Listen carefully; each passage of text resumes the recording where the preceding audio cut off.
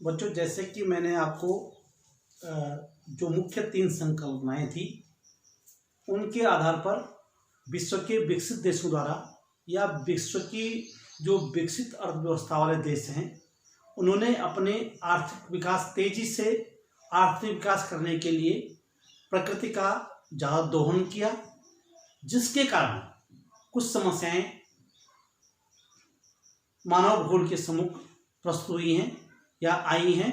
उनको हम कहते हैं मानव के हस्तक्षेप से उत्पन्न समस्याएं। पहले जो समस्या उत्पन्न हुई है वो हुई है हरित गृह प्रभाव, जिसको हम कहते हैं ग्रीन हाउस इफेक्ट। दूसरा है भूमंडलीय तापन, यानी कि अत्यधिक हस्तक्षेप के कारण या वनों के विनाश के कारण जो है हमारा जो भूमंडल का जो तापन है वो क्या है, तापमान है वो बढ़ता रहा है। और तीसरा है कि पिघलते हुए हिमनद, यानी कि उस तापमान के बढ़ने से जो हमारे ग्लेशियर है, जो हमारे हिम क्षेत्र हैं उनमें संकुचन हो रहे हैं, यानी धीरे धीरे वो क्षेत्र क्या हो रहे हैं, कम हो रहे हैं।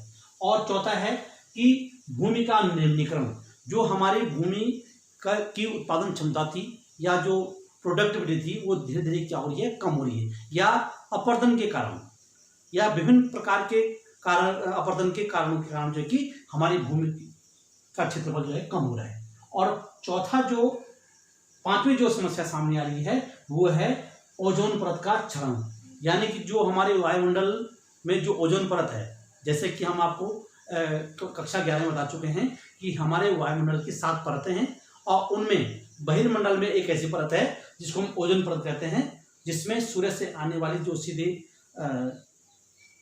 हम कह सकते हैं खतरनाक जो किरणें हैं, जो प्रकाश है उसको अवशोषित करती है। वो परत धीरे धीरे क्या हो रही है, हमारी कमजोर हो रही है या उसमें कमी आ रही है। तो ये प्रमुख 5 समस्याएं हमारे सम्मुख आई थी। इसके अलावा इस समस्याओं के अलावा हम अगर आगे बढ़ेंगे, मानव भूगोल की जो प्रमुख विचारधाराएं सम्मुख आई हैं वो हैं, पहली विचारधारा है कल्याणपरक विचारधारा। पहले कौन सी है, कल्याणपरक विचारधारा। इसमें मानवीय समाज में मिलने वाली असमानताओं तथा मानवीय कल्याण के विभिन्न पक्षों के अध्ययन पर यह बल देता है। दूसरी जो विचारधारा ये है वो है मानवतावादी विचारधारा। कौन सी है, मानवतावादी विचारधारा। इस विचारधारा में भूगोल में सामाजिक आर्थिक जीवन की समसामयिक घटनाओं तथा स्थानिक जो सामाजिक संगठन है उनके अध्ययन को वरीयता दी जाती है। तीसरी जो विचारधारा आई है उसको हम कहते हैं आमूलतावादी या रेडिकल विचारधारा। क्या कहते हैं इसको, रेडिकल विचारधारा।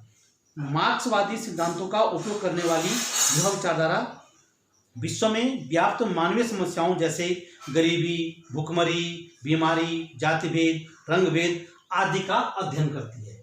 और चौथी विचारधारा जो आई है उसको कहा गया है व्यवहारवादी विचारधारा। क्या कहा गया है इसको, व्यवहारवादी विचारधारा। इस विचारधारा में प्रत्यक्ष अनुभव के साथ साथ स्थान की अवधारणा यानी क्षेत्रीय विशेष की अवधारणा, यानी जातियां या प्रजातियां, धर्म, लिंग पर आधारित सामाजिक वर्गों के आधार पर जो है कि अध्ययन को जो है कि महत्व दिया जाता है। इस प्रकार से हमारे मानव भूगोल की जो है कि 4 विचारधाराएं हैं। कितनी विचारधाराएं हैं, 4 विचारधाराएं। धन्यवाद।